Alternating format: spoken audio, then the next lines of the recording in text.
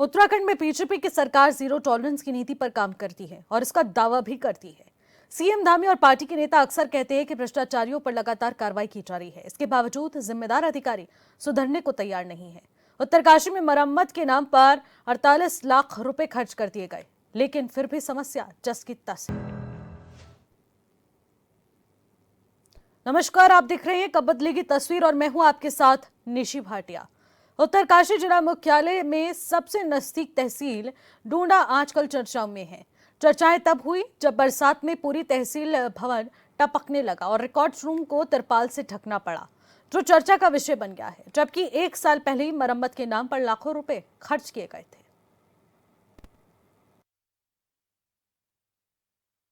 अगर कोई शिकायत प्राप्त हो रही है, जैसे आप संज्ञान में ला रहे हैं, तो उसमें हम लोग जो है नियमानुसार कार्रवाई करेंगे।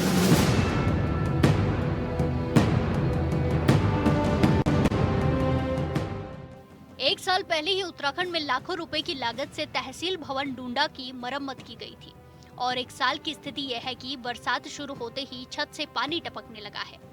छत टपक रही है, कमरों के डेकोरेशन प्लाई में कई छेद हैं, फर्श उखड़ गया है, यहाँ तक कि रिकॉर्ड रूम भी सुरक्षित नहीं है, उसको भी तिरपाल से ढका गया है। लिहाजा बड़ा सवाल ये उठता है कि आखिरकार 48 लाख रुपए कहाँ खर्च किया गया, जब कुछ सुधार ही नहीं हुआ।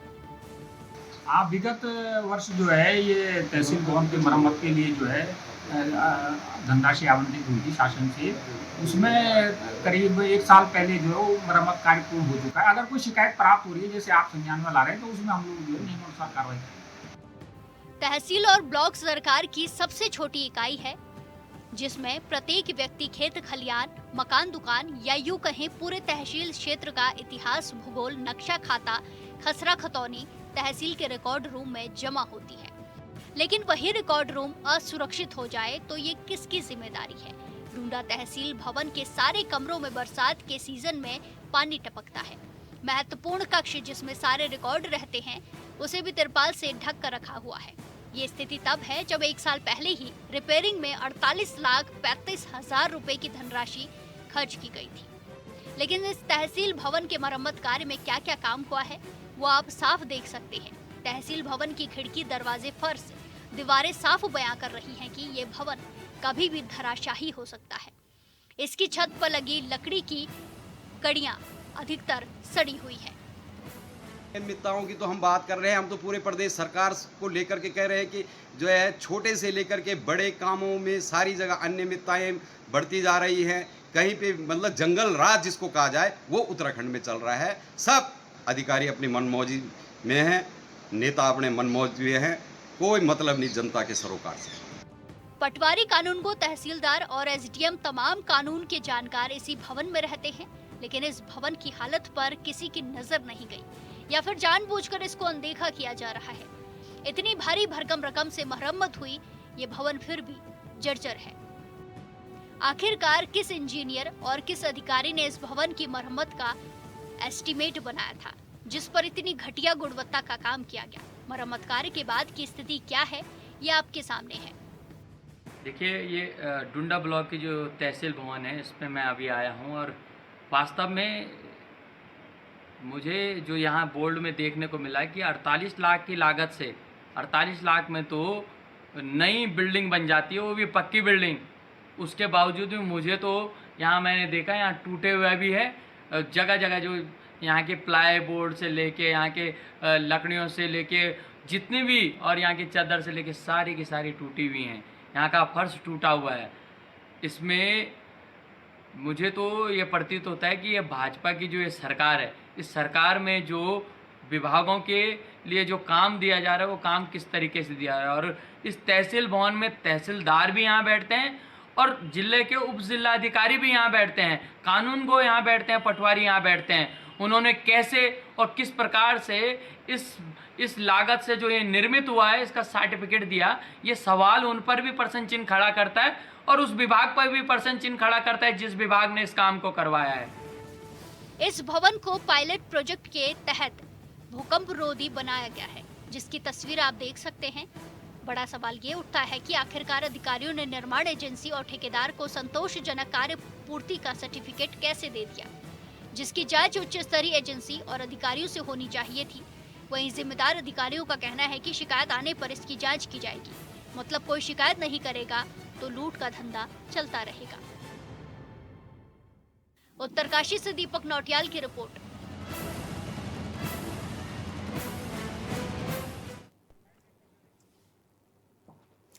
तो लाखों रुपए खर्च करने के बाद भी किस तरीके से यहां पर तहसील भवन भ्रष्टाचार के भेंट चढ़ा है, उनकी तस्वीरें आपने अभी देखी। और लगातार यहां पर रिकॉर्ड रूम पर तिरपाल डालकर रिकॉर्ड्स को बचाया जा रहा है। तो आप समझ सकते हैं कि सरकार बाकी भवनों की किस तरीके से संरक्षण कर रही है जब अपना ही भवन सुरक्षित नहीं है। लेकिन इससे पहले हैरानगी की बात यह है कि 1 साल पहले ही लाखों करोड़ रुपए खर्च करके इस तहसील भवन की मरम्मत कराई गई थी। तो आप समझिए कि 1 साल में वो मरम्मत, वो लाखों रुपए किस तरीके से एक ही बारिश में ध्वस्त हो जाते हैं। भ्रष्टाचार की भेंट पूरी तरह से ये डूंडा तहसील भवन चढ़ चुका है, लेकिन भवन मरम्मत पर अभी भी सवाल उठ रहे हैं। दीपक नौटियाल हमारे संवाददाता इस खबर पर नजर बनाए हुए हैं, जो कि ज्यादा जानकारी लेकर आए हैं। दीपक, आखिरकार भ्रष्टाचार की भेंट चढ़ा हुआ ये डूंडा तहसील भवन आखिरकार किन परेशानियों से जूझ रहा है, क्या तस्वीरें इस वक्त देखने को मिल रही हैं? जी बिल्कुल निशी, आपको बता दूं कि जनपद मुख्यालय से बहुत ही नजदीक ये तहसील भवन है डूंडा, वहाँ पे पड़ता है। और अभी 1 साल पहले 48,35,000 रुपए की लागत से जो यहाँ पे जो भवन है उसको जो है उसकी मरम्मत की गई थी। लेकिन मरम्मत इस प्रकार से हुई कि जगह जगह से जो है इस भवन की जो है छत टपक रही है। जो रिकॉर्ड रूम है उसके ऊपर जो है अधिकारियों को, कर्मचारियों को जो है तिरपाल डालना पड़ रहा है। फर्श वहाँ का टूटा हुआ है, वहाँ पे जो प्लाई लगी हुई है जगह जगह से वो टूटी हुई है। जो चदरें उस पर लगी हुई है, जगह जगह से जो चदरें जो उकड़ रखी है। और कहीं ना कहीं जो ठेकेदार है उसके द्वारा जो इसमें कार्य किए गए तो बहुत ज्यादा लापरवाही बरती गई। और कहीं ना कहीं बहुत बड़ा कमीशन खोरी का जो है मामला लग रहा है, क्योंकि जिस प्रकार से जो है ये सरकारी भवन है और जिले के जो है आला अफसर इसी भवन में बैठते हैं, जिस प्रकार से यहाँ पे काम हुआ तो कहीं ना कहीं इसमें जो है भ्रष्टाचार की जो है बूंद आ रही है। जी दीपक नौटियाल, देखिए यहाँ पर सबसे बड़ी बात भ्रष्टाचार की हो रही है और आप कमीशन खोरी का भी यहाँ पर बात लेकर सामने आए हैं, क्योंकि यहाँ पर अक्सर इस तरीके से देखने को मिलता है। लेकिन तमाम ऐसे भवन होते हैं और स्कूल परिसर होते हैं और इसके अलावा भी अस्पताल प्रबंधन होता है जहां पर इस तरीके की तस्वीरें सामने आती हैं और सरकार पर सवाल उठते हैं। लेकिन यहाँ तो खुद सरकारी भवन है ये, यहाँ पर ही अगर इस तरीके की तस्वीरें देखने को मिलेगी तो लोग सरकार से क्या उम्मीद लगाएंगे? जी बिल्कुल, क्योंकि ये जो भवन है तहसील जो भवन है वहाँ पे जो इस क्षेत्र के जो SDM है वो वहाँ पे बैठते हैं, क्षेत्र के जो तहसीलदार है वो वहाँ पे बैठते हैं और जो उनके अलावा जो आला अफसर है वो वहाँ पे बैठते हैं। तो जब इस भवन का जो टेंडर हुआ होगा तो उस समय किसी ने, जब इसका कार्य चल रहा था तो किसी ने इस ओर ध्यान नहीं दिया। और इस समय की अगर बात करी जाए तो उत्तरकाशी जनपद में बहुत ज्यादा बारिश हुई है और कहीं ना कहीं ये जो भवन है, जो इसका जो कार्य हुआ इस भवन पे, वो जो है इन बरसात को नहीं झेल पाए, जिसका जो है परिणाम बिल्कुल आप लोगों के सामने है। तो इसमें जो जिन भी अधिकारियों ने जो है इसको, जब ये भवन बना था तो उसको जो है NOC दी थी कि ये भवन बिल्कुल रेडी है, तो कहीं ना कहीं उनकी भी इसमें जांच होनी चाहिए, क्योंकि जो भवन है अभी भी उसकी स्थिति सेम वैसी बनी है। और जो जिले के जो वहाँ के SDM है उनसे जब हमारी बात हुई थी, उनका कहना था कि अभी तक जो है कोई शिकायत नहीं आई है, अगर कोई शिकायत आती है तो वो इसके लिए जांच बिठाने के लिए जो है तैयार है। लेकिन फिलहाल जो अभी तक इसके लिए कोई शिकायत वहाँ पे किसी ने दर्ज नहीं की। लेकिन जो है भ्रष्टाचार का जो ये मामला है बिल्कुल जो है लोगों के सामने है। जी ठीक है दीपक, लेकिन ये समस्या बेहद गंभीर हो जाती है और इस पर जिम्मेदारों की जवाबदेही भी बहुत ज्यादा जरूरी बन जाती है। प्रदीप भट्ट हमारे साथ इस वक्त जुड़ रहे हैं, जो कि हमारे साथ यहाँ पर जवाबदेही देंगे और ये पूर्व जिला पंचायत हैं सदस्य, उनसे भी बातचीत करने की कोशिश कर लेते हैं और उनसे जान लेंगे कि आखिरकार इस तरीके की स्थिति क्यों है। प्रदीप जी, मैं आपसे जानना चाहूंगी कि आखिरकार ये तस्वीरें क्यों देखने को मिल रही हैं? जी देखिए, उत्तराखंड के अंदर इस समय जिस प्रकार से भ्रष्टाचार ने अपनी जड़ें इतनी मजबूत कर दी है कि आप कहीं भी जाएंगे आपको हर जगह भ्रष्टाचार दिखेगा। और जिनको, क्योंकि जब आप मतलब उत्तराखंड में इस समय कहीं पर भी कोई पारदर्शिता नहीं है, चाहे आपकी टेंडर प्रक्रिया में हो, अपने मनपसंद ठेकेदारों को, कुछ चुनिंदा ठेकेदारों को काम बांटे जाते हैं, जिनको काम दिलाने के लिए विधायक फोन करते हैं उनको सिर्फ काम मिलता है। और काफी क्योंकि किसी विभाग में बहुत सारे लोग ठेकेदार पंजीकृत हैं, लेकिन वहां पर केवल चुनिंदा ठेकेदारों को ही काम दिया जाता है, और जिसका ये बहुत बड़ा कारण है कि वो लोग, क्योंकि वो लोग जो है अच्छी गुणवत्ता से काम नहीं करते। उनको क्योंकि भ्रष्टाचार इतनी चरम पर है, क्योंकि उनको कमीशन भी देना होता है, अधिकारियों को कमीशन देना है, नेताओं को कमीशन देना है, और ये उत्तराखंड तो कमीशन में ही रह गया है। इसलिए ये चीजें सामने आ रही हैं। लेकिन प्रदीप जी, आपको ये नहीं लगता कि 48,35,000 रुपए जो इस भवन की मरम्मत में लगाए गए, उसका 1 रुपया भी यहाँ पर वसूला नहीं गया है? देखिए, इस पूरे प्रकरण की जांच होनी चाहिए, और इसमें जो संबंधित ठेकेदार है उस पर वसूली होनी चाहिए। उसमें जिस कनिष्ठ अभियंता द्वारा, जिस जेई के द्वारा उसकी एमबी की गई है, उस पर भी कार्रवाई होनी चाहिए। जिस अभियंता ने उस एमबी को पास किया, उस पर भी कार्रवाई होनी चाहिए, और तमाम जो जिम्मेदार लोग हैं उन सब पर कार्रवाई होनी चाहिए। और जिन लोगों ने ये मरम्मत के नाम पर इतनी रकम उसकी मरम्मत के नाम पे रखी, उन पर भी, उनकी निष्ठा पे भी सवाल खड़े होते हैं कि आखिर जो है इस प्रकार की जो कार्य योजना तैयार की जाती है, भाई इतने पैसे में तो आप नया भवन बन के तैयार हो जाता। हाँ। आखिर वो किस व्यक्ति के द्वारा मरम्मत के नाम पर 48 लाख रुपए, जो भी आप अमाउंट बता रही हैं, इतनी अमाउंट जो है मरम्मत के नाम पर किसके द्वारा वो प्रस्तावित की गई, और कौन वो अभियंता लोग हैं जिन्होंने उसका आगणित एस्टीमेट तैयार करा, और कौन लोग वो हैं जिन्होंने उसकी टीएससी करी, जिन्होंने वो पास करा, और फिर किसने वो टेंडर, कौन सी टेंडर समिति थी जिसने वो टेंडर लगाया, जिसने वो कार्य आवंटित किए। इस पूरे मामले में, पूरे प्रकरण में जितने भी लोग शामिल हैं, उनकी गहनता से उसकी जांच होनी चाहिए और दोषियों के खिलाफ कार्रवाई होनी चाहिए। उत्तरकाशी तो पूरे प्रदेश के अंदर एक भ्रष्टाचार का बड़ा हब बन गया है। मैं अपने जिला पंचायत की ही मैं बात करूंगा, पिछला जो हमारा कार्यकाल रहा जिला पंचायत का, वहां पर किस तरीके से भ्रष्टाचार हुआ है, ये पूरा देश और पूरी दुनिया ने, पूरी उत्तराखंड जानता है कि किस प्रकार से वहां पर अपने चुनिंदा ठेकेदारों को जो है काम दिया गया, और किस प्रकार से बिना काम के ही भुगतान किए गए, बिना काम के एमबी की गई।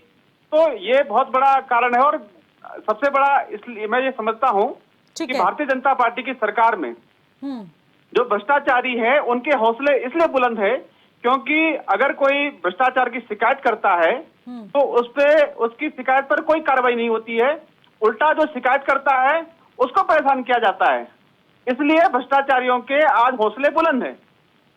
जबकि अगर कोई शिकायत कर रहा है, मैंने तमाम अन्य जनपदों में देखा है कि अधिकारी जो है शिकायत का बहुत गंभीरता से संज्ञान लेते हैं, लेकिन बड़ा दुर्भाग्य है कि जनपद उत्तरकाशी के अंदर यदि आप किसी की शिकायत करते हैं, किसी काम की जांच करवाते हैं, तो वो वहां पर जो है जो शिकायत करता है उसको ही उल्टा दोषी सिद्ध किया जाता है और उसको परेशान किया जाता है कि आप शिकायत क्यों कर रहे हैं।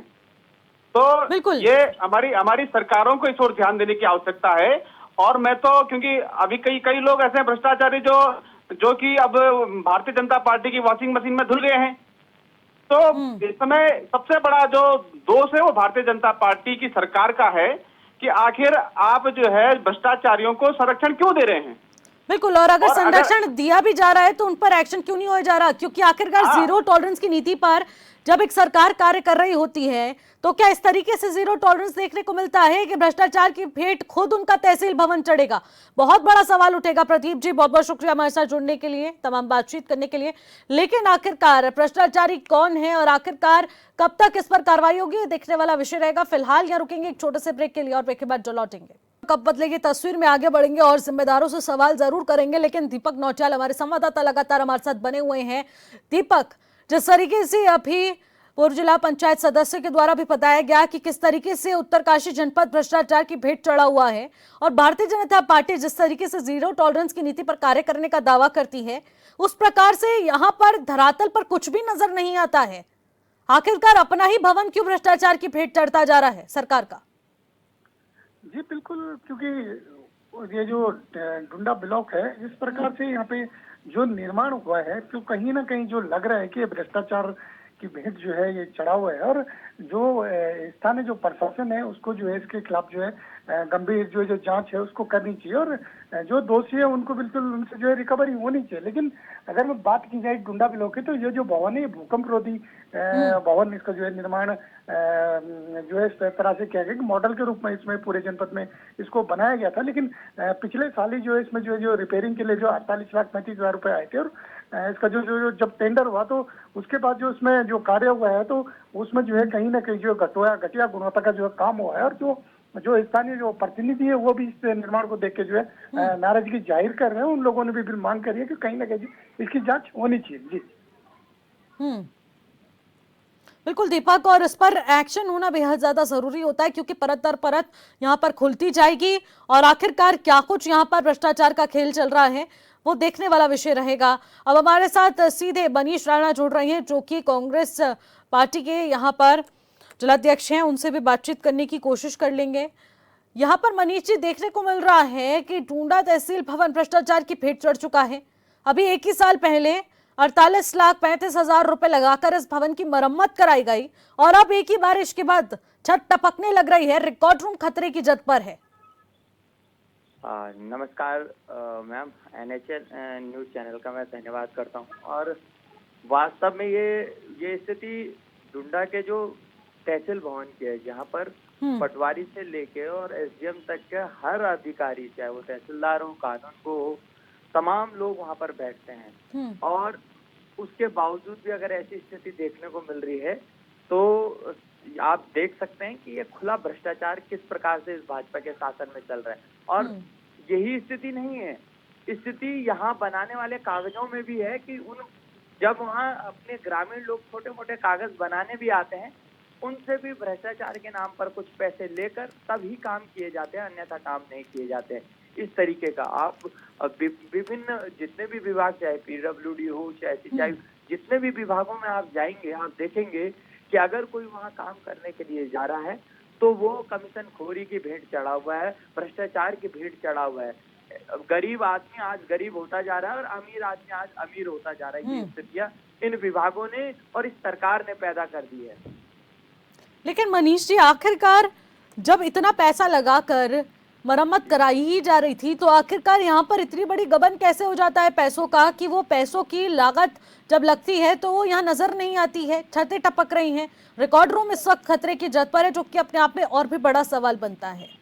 वास्तविक स्थिति में मैम ये है कि जितना पैसा यहाँ पर मरम्मत में लगाया गया, उतने पैसे में इतनी बिल्डिंग आसानी से बन सकती थी, जितनी बिल्डिंग के लिए पैसा मरम्मत के लिए दिया गया था। हाँ। आखिर कौन इसके पीछे, क्योंकि ऐसा हो नहीं सकता है कि विभाग के अलावा यहाँ सफेद पोश जो नेता है, जो सत्ता में बैठे हुए सरकार के लोग हैं, वो इस भ्रष्टाचार में शामिल न हो। इस बात से मैं बिल्कुल स्पष्ट कह देना चाहता हूँ कि इन लोगों की सह में ही ऐसा भ्रष्टाचार संभव किया जा रहा है। और हमारी आवाजों को विभिन्न, क्योंकि हम सोशल मीडिया के जरिए हो, चाहे पत्रकारों के माध्यम से हो, आप जैसे ही पत्रकार, कुछ पत्रकार है जो इन बातों को सामने रखते हैं, नहीं तो स्थितियां ये है कि हमारी आवाजों को भी दबा देने का काम किया जाता है।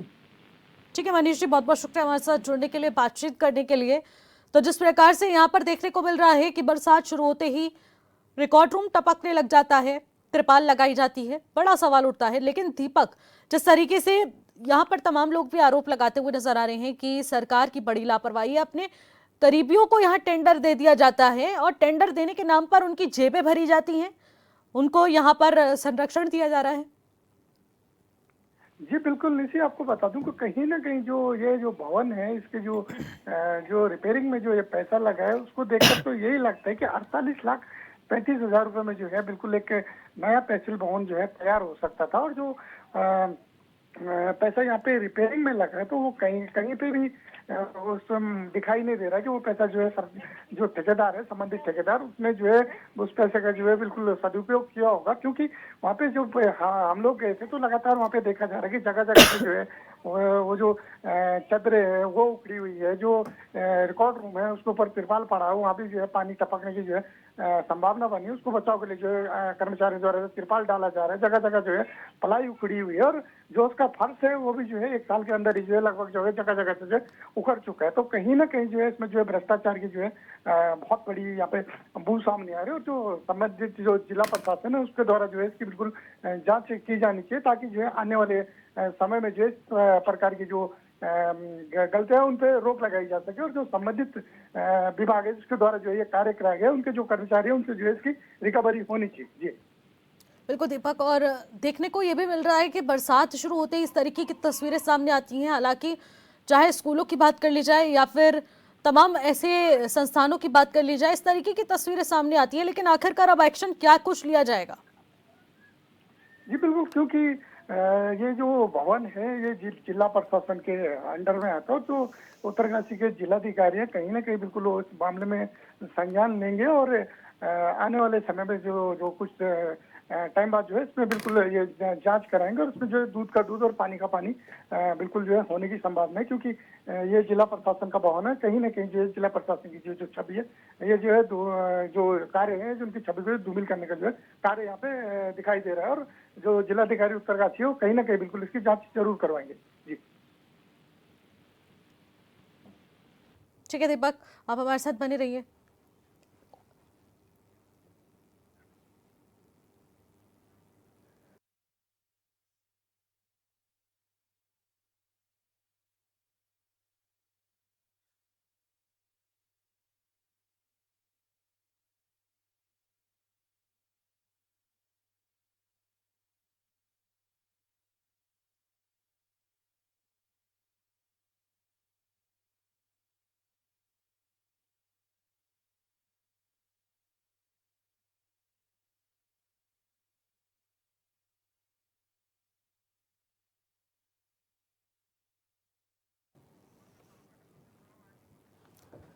तो जिस तरीके से देखने को मिल रहा है कि भ्रष्टाचार किस तरीके से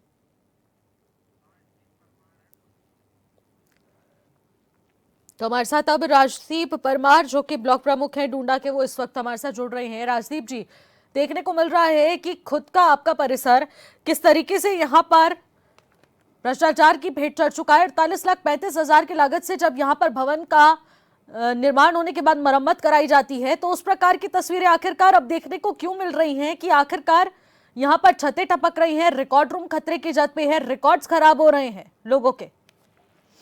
जी मैडम नमस्कार। हेलो जी राजदीप जी। मैडम, पहली बात तो मैं ब्लॉक प्रमुख हूँ, मैं ब्लॉक से रिलेटेड है मेरा जी। और ये जो मामला है वो तहसील का है जी। और जो ब्लॉक होता है वो ब्लॉक कार्यदायी संस्था होती है।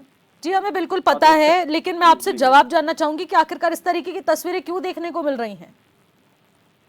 मैडम देखिए, मेरे संज्ञान में अभी तक कोई मामला नहीं आया, इस प्रकार की कोई शिकायत नहीं आई है। और दूसरी बात, ये तहसील का मामला है, ब्लॉक का मामला नहीं है। बिल्कुल मैं समझ गई हूँ, लेकिन मैं आपकी प्रतिक्रिया चाह रही हूँ यहाँ पर राजदीप जी। मैडम इस प्रकार का अगर कुछ है तो गलत है, हम उसका जांच कराएंगे। अभी तक हमारे संज्ञान में इस प्रकार की किसी ने ना शिकायत बोली है ना कुछ है। हमने भी अभी न्यूज चैनल के माध्यम से ही देखा है। कल हम पता करेंगे उसमें कार्यदायी संस्था कौन है, कॉन्ट्रैक्टर कौन है और क्या क्या उसमें काम कराया गया है और उसमें ये कमियां क्यों आई है।